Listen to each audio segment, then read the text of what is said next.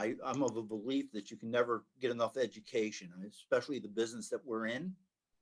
The more you know, the more power you have, the more basically the more confident you are in yourself when you do business. And I think that's very important. That's why I think it's so important that we as a company, every week we have something to help educate you and help keep you abreast of what's going on. With that being said, today there were a couple topics that Sean and I had talked about bringing to light, and we're going to cover them briefly. But it deals with the non-MLS listing, because I think there's some misunderstandings with that. We're going to talk about the coming soon status and some of the misunderstandings with that. The escalation clause or addendum, we're going to talk about that and how it relates to the contract, and some information I got when I attended the Delaware brokers meeting. There were some opinions that came out there. And then we're going to talk a little bit about fair housing and how it deals with service animals, and more ADA, the American with Disabilities Act, and how that affects anybody that does rentals. And I know that's one of the specialties that Joe Driver deals with, but we're going to touch on all those topics. So the first one I want to touch on is the Bright MLS waiver and the policy dealing with non-MLS listings. And technically what should be happening is when you take a listing agreement and you're meeting with your client, at that point, your client is going to decide, do they want the house to be listed on the multiple list or do they not? And if they select not to, they say, we don't want all these people coming through, we don't want it advertised all over the world, whatever the reasoning may be, because you touch a little bit on fair housing there, and that's the big issue, because you don't want anything that indicates that you're discriminating in any way. So they decide that they're not going to put it on the multiple list. There is a waiver on Bright MLS that has to be signed, and I have added that waiver into the dot loop. So if you go into dot loop in any of the listing templates, you will see it in there now, and it's auto-fillable, but the client has to sign that at that time. There's a bunch of spots where they will basically indicating next to each clause that states they understand by not going on the MLS that they're not going to get the marketing that they would normally get by being on the multiple list. They sign that. Now, what makes it difficult is the way that you got to get that back. It has to be signed by either a management person or the broker, Sean, myself, or whoever your manager might be in your office, Barbara, any of those people. They have to sign that off, and then it has to be submitted back to Bright MLS. And you have to do that by going into, you actually go into Bright, you go into where you go into settings, and as you scroll down through all those squares, there's a spot, believe it or not, where you can click on to submit that to them. And I don't know whether anybody's aware, do you know that you can go in and download all the Bright policies and procedures? I don't know how many of you have done that and how many of you read them. It makes for some interesting reading, but you can download them and put them on your computer, or you can print them out. And it explains all of this and how the waiver works.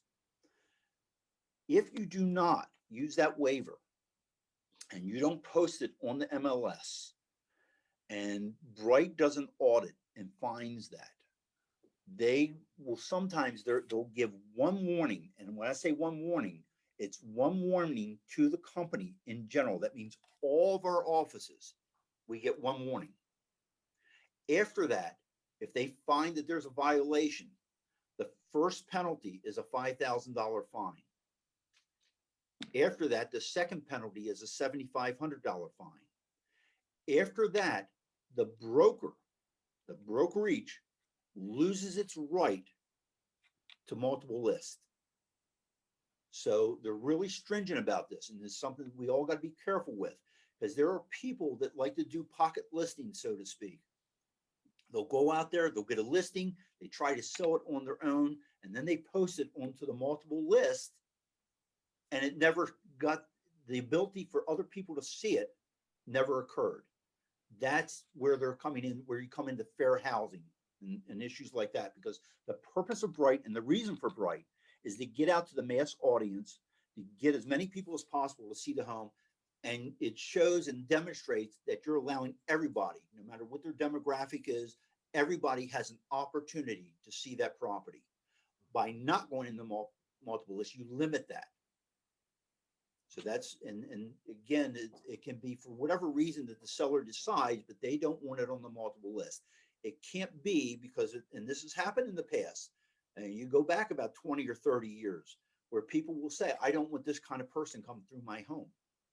That's a violation of fair housing, obviously.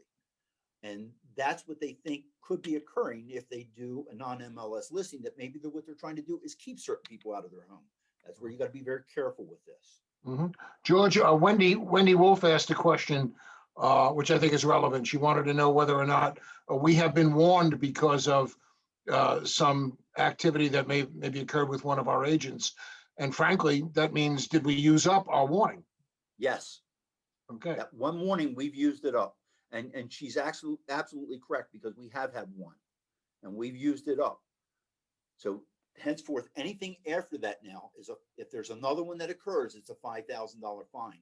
And do understand that because of our contract with Bright, the brokerage contract and agreement with them, they have the right to say, we want to see a copy of your listing agreement.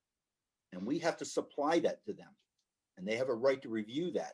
And if your client, for some reason, didn't initial off that they wanted as non-MLS, even if you submitted a waiver and they see that that listing agreement doesn't show that, you could be in violation. Just out of curiosity, the reason you're addressing this topic obviously is related to our warning, but also out in the field, are you getting, or are we seeing, as you as listeners, people requesting this? No, I don't think you're seeing a lot of it. And part of this came So up. Wendy is saying, yes, she has. Okay. Thanks, Wendy, for volunteering that. Is anybody else seeing this? Or is this a one-off? You know, John, obviously Bright takes it you're going to seriously. start seeing it more as office exclusives. Uh-huh. That's where it comes into play. Hey, George, once, if we have a seller that initials the waiver and then signs the waiver, when the property sells, can you put it on multiple lists for informational purposes or appraisal purposes only, kind of thing? You know what I mean? Good question, Joe. And it's a very good question, because you can put it into the multiple list. The problem being is that when you put it in there and you do it just like any other listing, with the exception is the listing agent doesn't get credit for the sale. It doesn't go towards their let's say, for instance, the numbers. It doesn't show, as we in Remax will show it, but in the multiple list, you don't get a credit for that listing because it wasn't entered until after it sold. Okay. Let me ask Robin. Robin responded no to that. Is your understanding, Robin, now the same thing that George just described, that it's a matter of credit for your production in MLS? Oh, there's Miss Sean. Hi, Sean.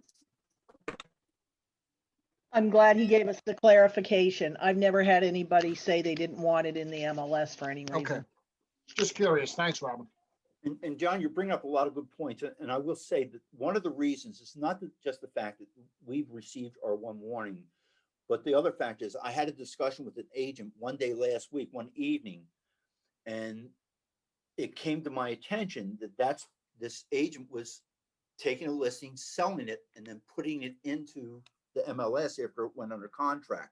And I had to explain what that was. And this particular agent didn't know that, according to this agent, when they responded to me, he says, I didn't know we had to do that. I don't know anything about this non-MLS waiver, which I find hard to believe because we've gone over this. Sean and I have talked about this in the past. And some agents try and do this because they want to get both sides, say, for instance. That wasn't the case in this one, but it could be that I'm trying to show that my homes sell in less than 2 days. Sure. So it might have gone on under contract on May 3rd, but I'm not putting it in the multiple lists showing it under contract until May 5th, and it gets entered and goes under contract the same day is very strange. So your days on market, as far as marking yourself as an agent, look great, but is it really true? It looks as if Michelle Eckert has come across it in TC. Is that correct, Michelle? No, it's correct, George. I know you and I have talked about this situation. That's probably one of the reasons you kind of brought this up. Yes. But also let them know where they have to upload that form, because they have to upload that through their personal Bright, or it was somewhere strange that they have to upload that form once it's signed. Yes, I talked about that a little earlier, Michelle. It's you go into your settings, and you go into your settings, and when you go in there, there's a bunch of those squares where you can click on, like updating your license. You can go into your membership and all that. Down there, I think it's down on the far left. There is a spot that you click on and you can submit through that way. And Sean's shaking her head up and down because I can hear it. Sean, do you want to weigh in on this, since you joined us a couple of minutes into the discussion? You got your mini voice on.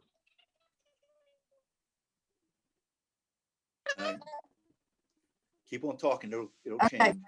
Now you got it. Okay, well, I was going to try to enter since I came in late and Yanni just reminded me of that. I was going to try to use a Greek accent because he said I'm starting to take after Alex. So sorry. Sean, no, don't do that, please. Well, I just called somebody sweetheart in a meeting, so I think we've tipped over the edge here. Oh, God. That'll be the next complaint we get. Um, so I'm so sorry, guys, to tip in late. Your time is valuable, and I know George and John got you started. And but yeah, that is so important what you guys are touching on, because Bright has no sense of humor about it. And like I think as I tuned in, I heard George saying we have gotten, each brokerage gets one warning, and then it can be ugly. So yes, you can load, you must load that form in through your account.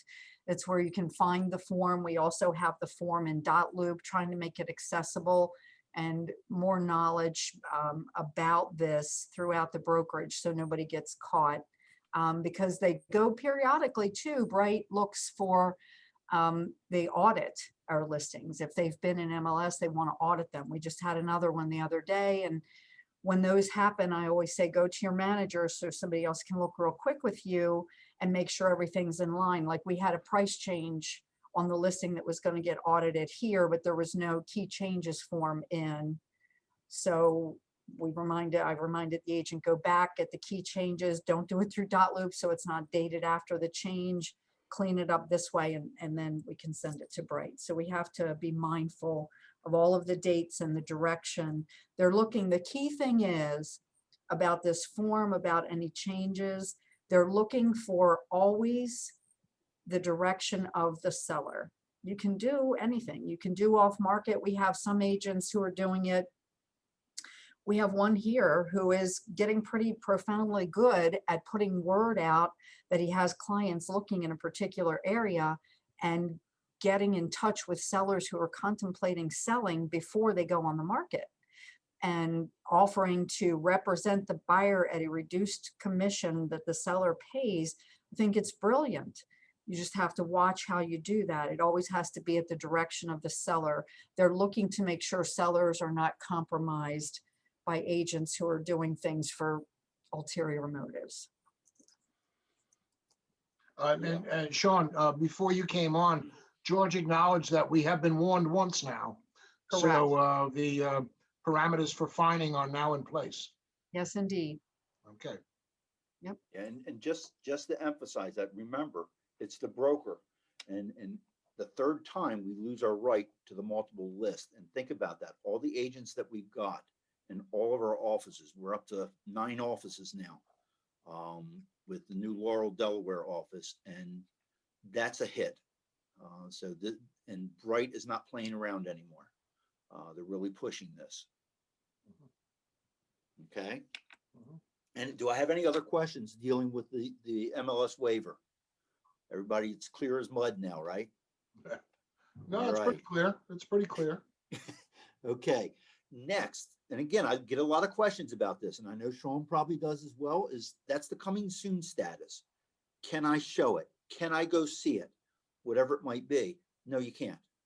When it's in coming soon, the purpose of coming soon, and I know there are people out there that will disagree with me. I hate the status to begin with.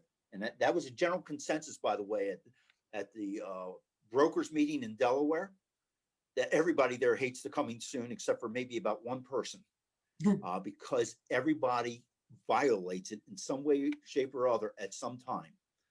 And we even had, well, let me first explain. Coming soon is meant for the purpose of the seller preparing their home for market. That's what it's meant. And you as an agent, with their permission, are putting in the multiple list and letting people know that this home is going to be coming soon, but it cannot be shown at this point. Now, someone can make an offer without seeing it, but you can't show it. That includes, because this question came up the other day, can I go through and do a FaceTime showing? No, because you're still showing the home. Okay, but they're not making an appointment. I'm just going through on behalf of the other agent, asked me to allow for a client to do it and FaceTime it. No, you're still showing the home. You're not allowed to show it, period. Okay, but people can write offers sight unseen. They can do that. Whatever addendum they might use and whatever other contingency they may have, they can do that sight unseen. Okay, Sean, do you want to touch on that at any at all? No, I mean, you're pretty thorough and clear on that one. That's, yeah, it's meant for a teaser, basically. Or, you know, they're finishing up, getting ready. I think I would agree with you. I'm not a big fan. It has its place, but it may be overused. Yeah, I see Wendy's point. Yes. Yeah, and it does. And if you have clients who are using the HomeSnap app versus going on Zillow, then they're seeing it too. And it does give you some planning time to be able to get in. And again, like George said, I still say to my buyer clients, be aware.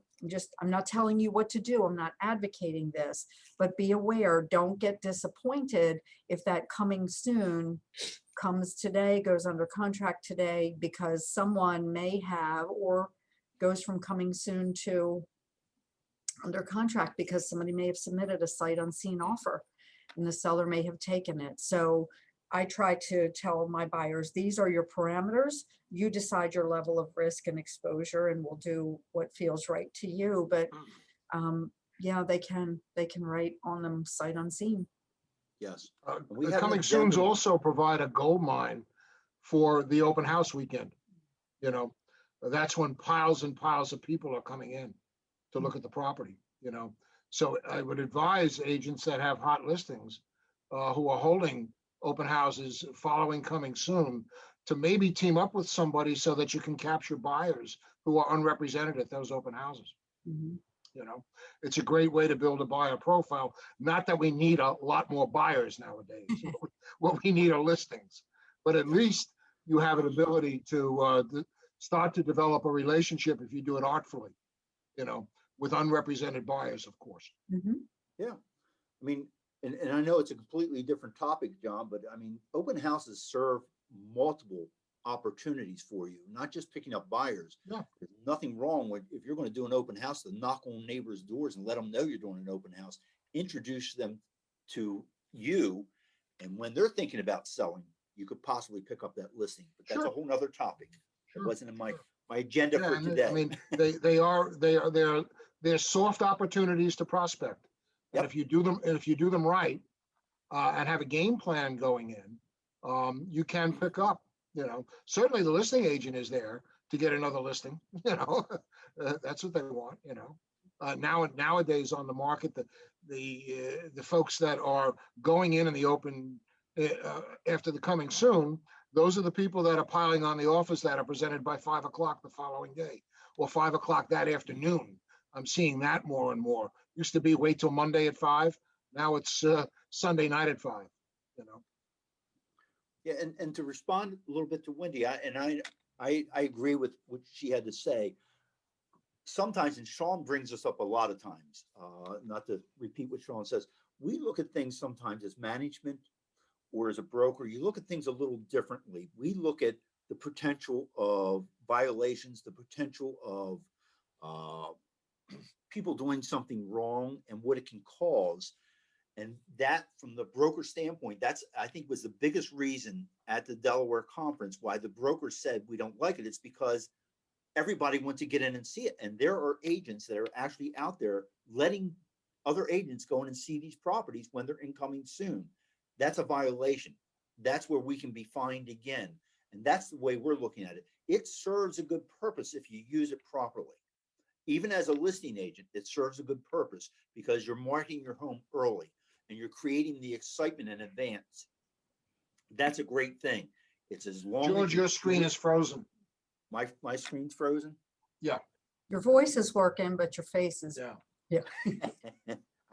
oh, there you are. I wish my face was frozen about 30 years ago. Anyhow, but does anybody have any more questions dealing with the coming soon?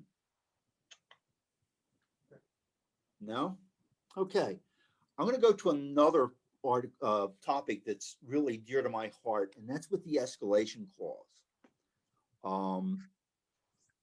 It's telling me my internet is unstable and I'm here in Westminster. Okay, but anyhow, one of the things that I'm seeing happening out there is somebody submits an offer on one of your listings. You got a listing, and I'm just going to use rough figures. It's listed for $400,000. Somebody writes an offer with an escalation clause, and that escalation clause may take them up to $450,000 to $475,000. It's a conventional mortgage.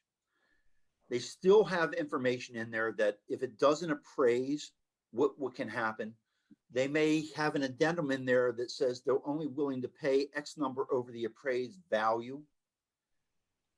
As a listing agent, I think we need to be looking at that, because if you're coming in and telling me that through the escalation, you're willing to go to $475,000, but you know pretty much in your heart and by all the detailed preparation you did, that there's no way in the world this thing's going to appraise for 475. You'll be lucky if you get 425.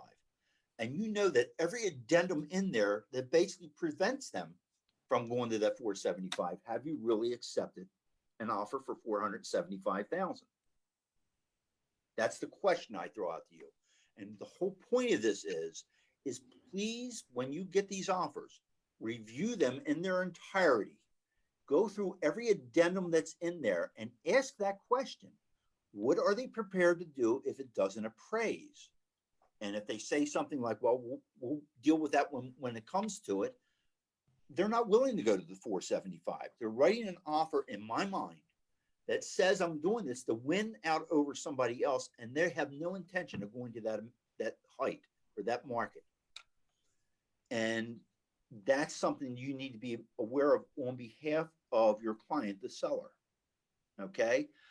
It also was brought to my attention. This was by Andy Taylor, and no, he's not from Mayberry RFD, from the old Andy, Mayberry TV show. The way he said that it's to be handled, he's the attorney, he's the Al Munschauer for Delaware. And the way he said that it should be handled is that when you get a contract that has an escalation clause in it and you accept it, your client, I should say, accepts it, that what Andy says should take place is that on page 1 of the contract, you change the price and everybody initials that change.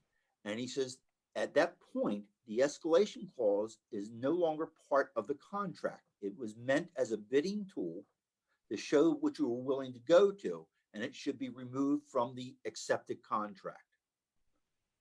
Now, we don't do that here, and I don't know whether our attorneys would think any different, but that was his opinion there. Because I know every contract I see that I review, and there's an escalation clause, it's still part of it, because that's what we always thought we should do. But then again, this is one attorney's opinion, and attorneys are just like us. They put their pants on the same way we do every day. It's an opinion.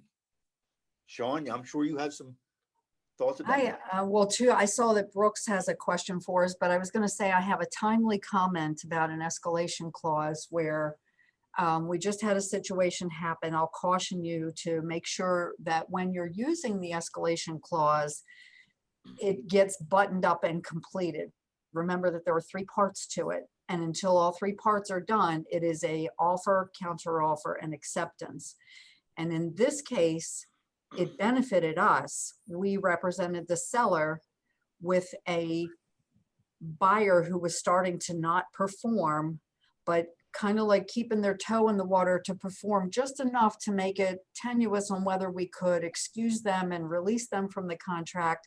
And they had an agent who was being dishonest and lying, just lying about things. And we were going back and forth on how we were going to help our seller. I was working with the agent to do that. And she said to me something about the escalation clause, and I flipped up through dotloop on my screen, and the third part had never been accepted by the buyer. And it had a deadline of April the 20th at 10 a.m., long gone. That agent had missed filling out, having the buyer accept that seller's counter. And that document from MAR is about the most tightly written document you will find. If all three pieces are not executed, then the contract is deemed not accepted. So the seller accepting the escalation clause is a counter, if you read the language, and it specifically says if the buyer does not accept the seller's counter by this deadline, this contract is not formed. And that's how we got away from that buyer. So in our case, it benefited us. It pinched that buyer and their agent really bad because there was no more argument. So be careful if you're using them and you think that's a tool that this client wants to use, just be careful that it gets fully executed through all three steps. John, before we go back to Brooks's question, Wendy made a comment that I think we should react to, Okay. suggesting that the seller's counter with the escalation price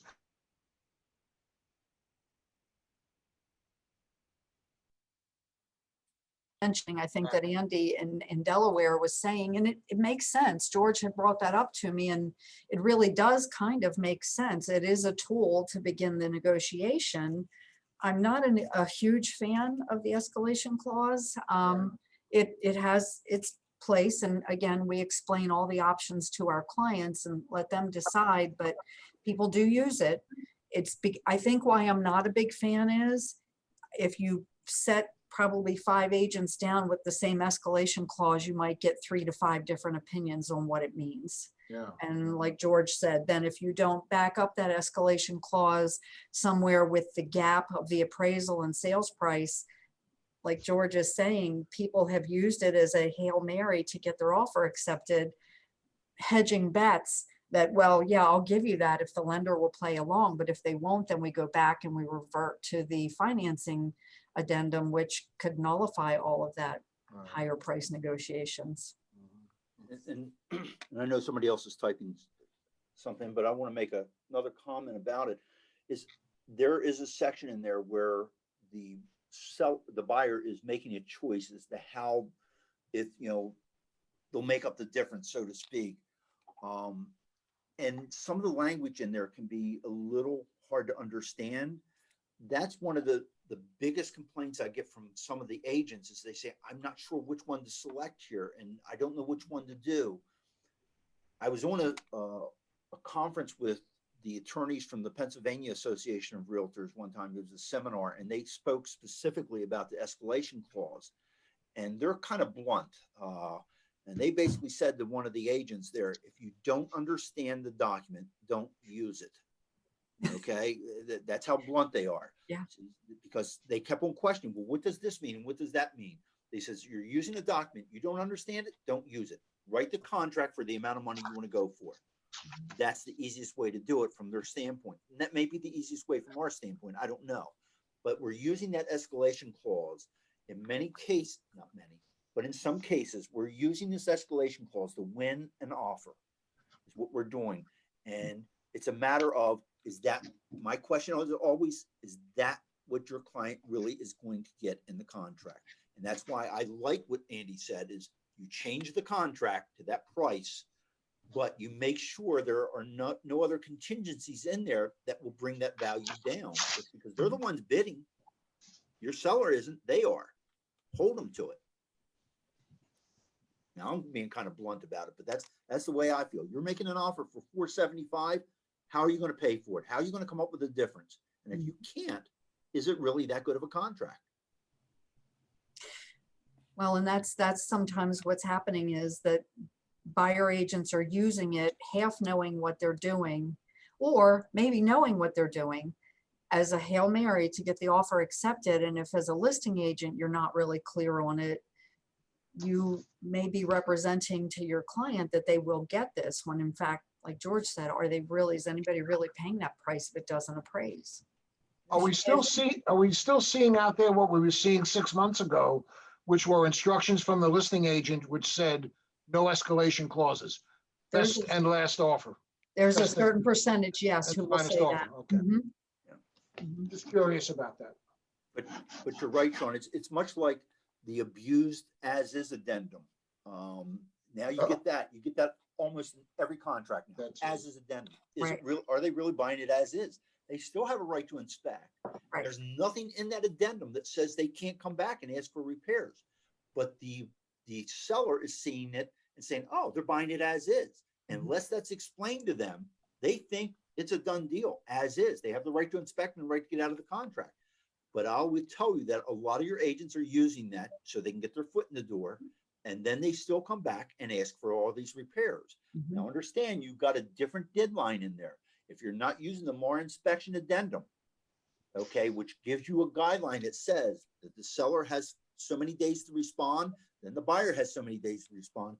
You have a cutoff period. If they say that they're going to do the inspection, have everything completed within 10 days from date of contract acceptance, once you pass that 10 days, they no longer have the right to get out of the contract.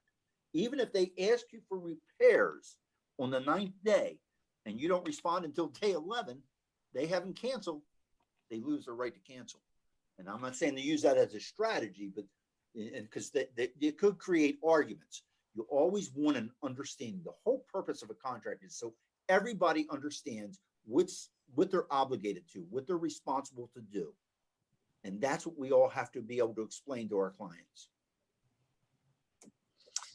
Yeah. Let's take it back. I want to make sure Brooks Morris's question gets answered. It's a good one, which was, can the coming soon go pending before it goes active? It can, if somebody writes an offer on a not seen, basically, Mhm. You write it, you haven't seen the property, it can go pending. Okay.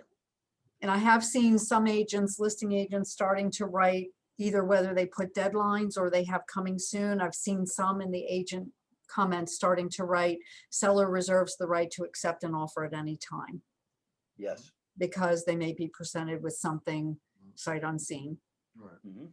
Mhm. Wendy also expressed a comment on the as is addendum, wishing, I think, or trying to say, boy, it would be great if the addendum indicated exactly what inspections the buyer intends to do or is asking. I would tend to agree with Wendy, because what's important to remember too is on the as-is addendum, there's no provision for, in fact, I think it says you will not excavate any element of the house.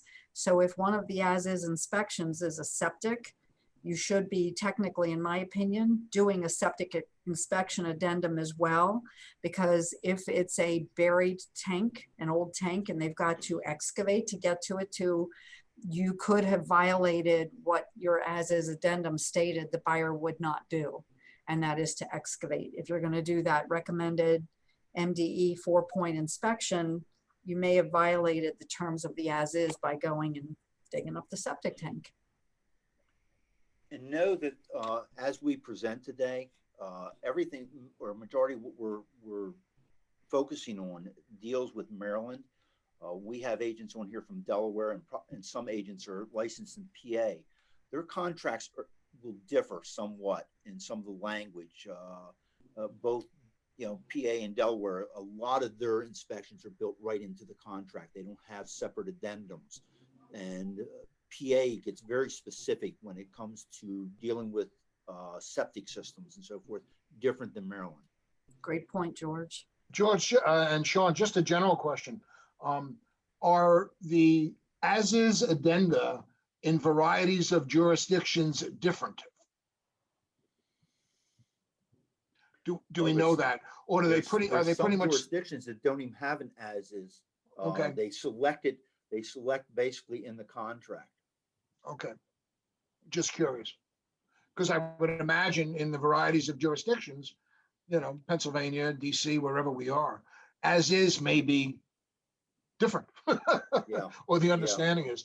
I think the point you made a little while ago might be something we include in a future piece, which is to the explanation of the as is clause from the seller's perspective, making Mhm. sure the seller understands it.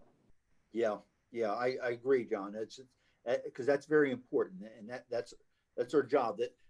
Our job is to educate our clients, just like we try to educate all you, and we get educated from you. Mhm. But our job is to educate our client. I always make the statement that we're not salespeople.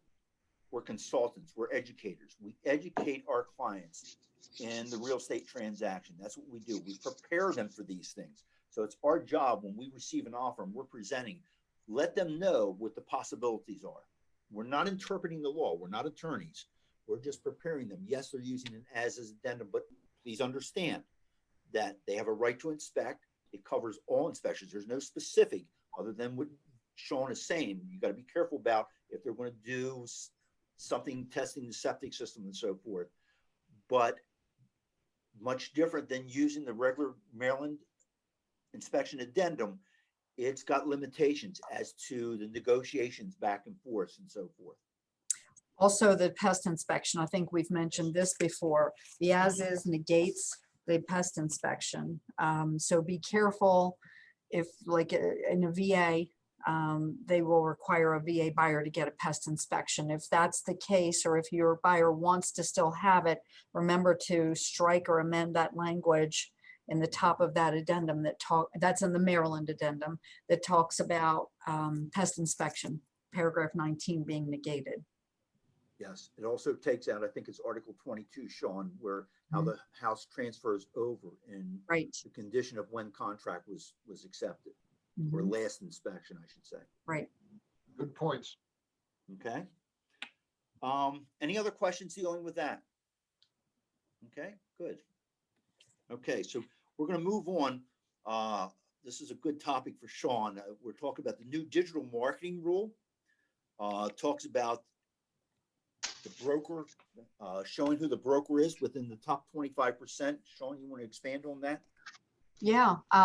So I think it was March 7th this happened, and there was not a lot to do about it. Quite frankly, two of you guys out there brought this to my attention, and we quickly researched it, and I watched the webinar that Maryland Realtors had put forth. And that is that I guess Maryland, we're talking about Maryland now, has embraced what NAR already had in place. So it's now part of MAR, and that is the biggest change was the marketing role in the top 25%. And a lot of us have, and Megan can help if you need some tweaking with your website. But for instance, in your digital marketing, if you have a Facebook page and you have your banner at the top and your name, and you have yourself correctly connected to RE/MAX Advantage, that's all great. A lot of what we saw or was pointed out to me is then the office phone number is captured and it's in the same font and everything as the agent's number, but it's down at the bottom. It now must be in what's considered the top 25% of that page. So it needs to be up at the top versus down at the bottom. My first reaction was, how dumb can we make this? Because if a consumer is that mad that they can't scroll down to the bottom of the page and find your broker's number, but the rules exist to protect everybody.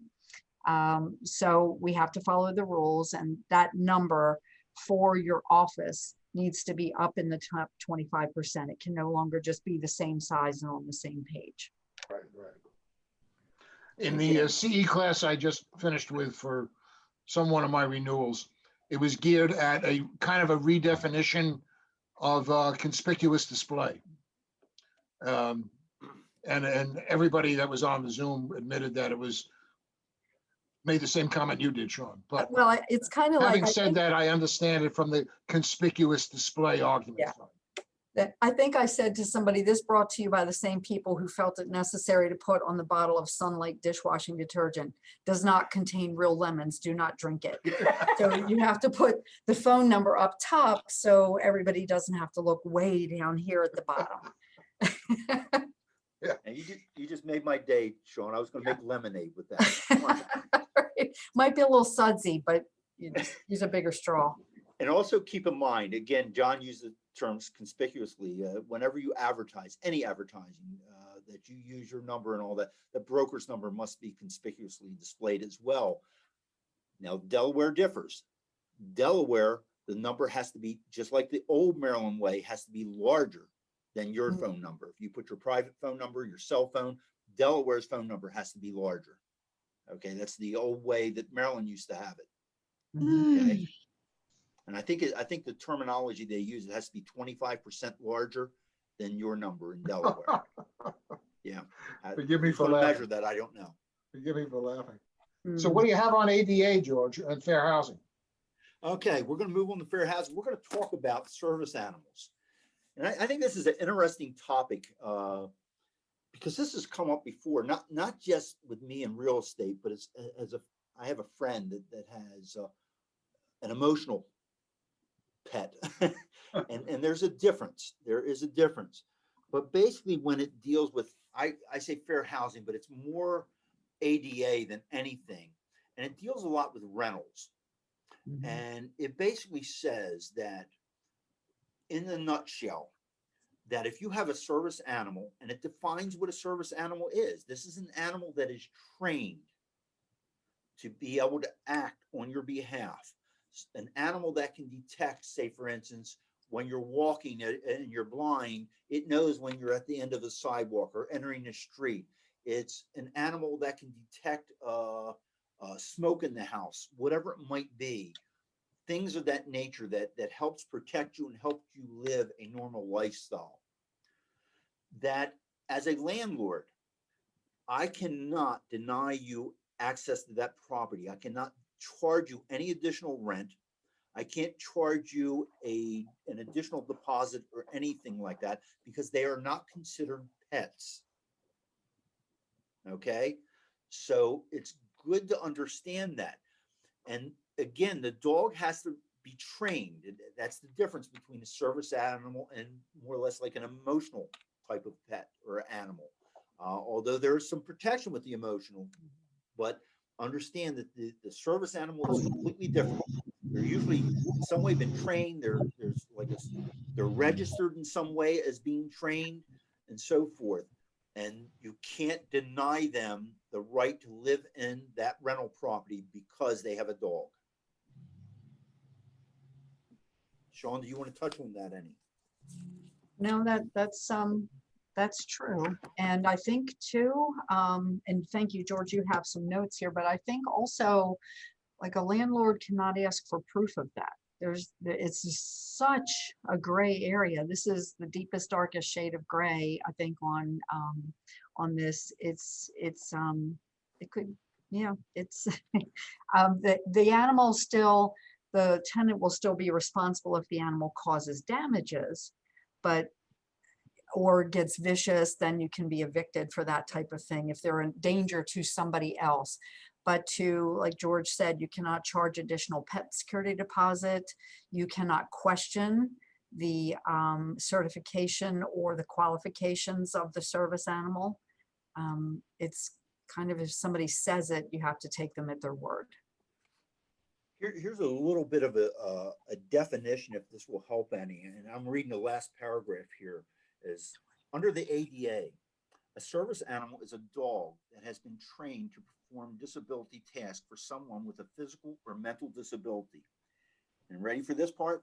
In some cases, a miniature horse, okay?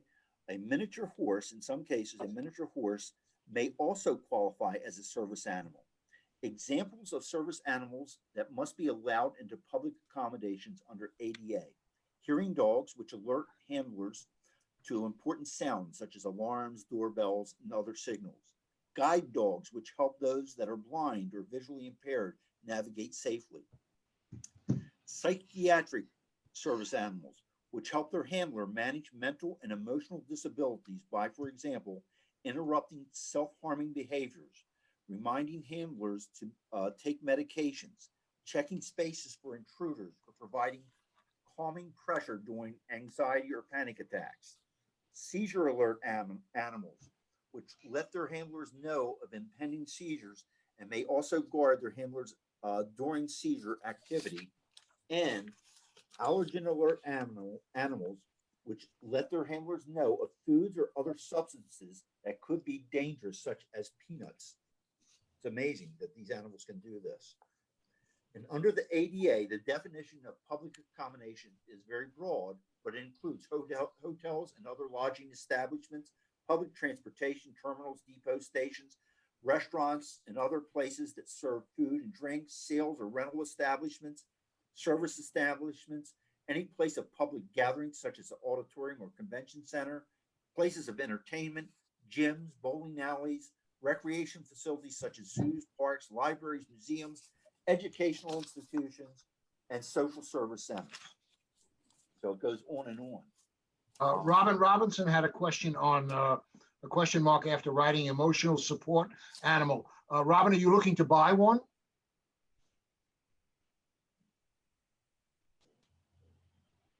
She's still here? I thought she was here. Yeah. Or I'm here.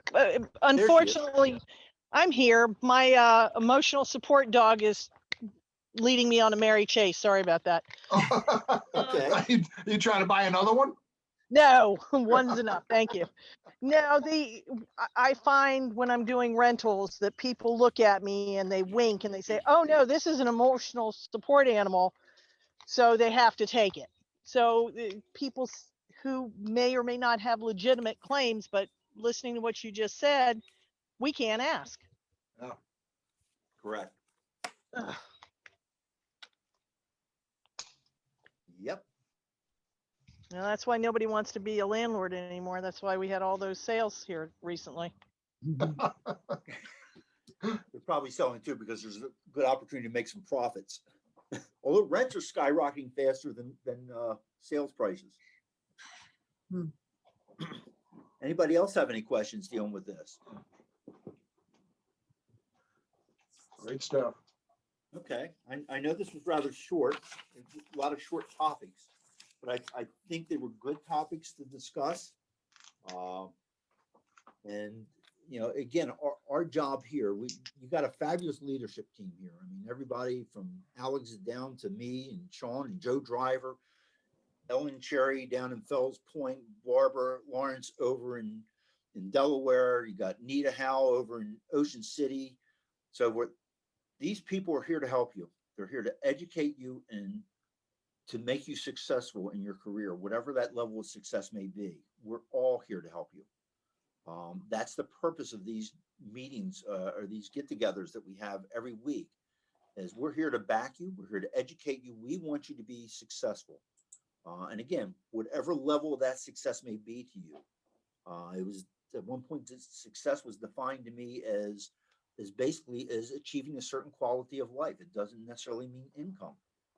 And we're here to help you, guide you, educate you, because education is indeed power, and knowledge builds confidence.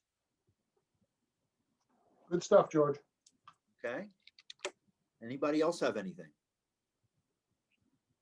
So we're right at about an hour, a little less than an hour, but I do want to thank everybody for joining us today.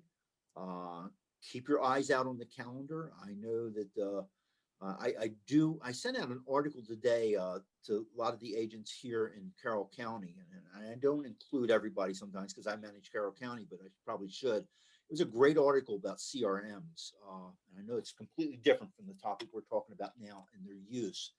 And I think it's something we're going to need to start paying a little bit more attention to because the market is changing. But it's a great tool, and there's nobody better out there to help you than Megan Jesse. I am telling you, she is a whiz when it comes to digital marketing, setting up your CRM, setting up your website, setting up your Facebook accounts. She is absolutely phenomenal. If you haven't met with her, I encourage you to do that. Reach out to her, place a phone call. She can help you set up anything. She's that darn good. And they say that, according to the article, that people that have a CRM with 500 more people in it will do about 25% more than agents that have a CRM with less, 25% more volume. And we're going to start needing to use those things in the future because the market is slowly changing. And I think in some ways it's a good thing. And that's the end of my spiel. I'll get off my soapbox. Okay. Okay. Well, Okay. that is the end of our little get together today. I want to thank everybody for joining us once again. And I hope you have a very productive Thursday. And I know you're looking forward to the weekend, and have a good day. Take care, everybody. Thank you, George. Thank you, guys. Bye. Bye.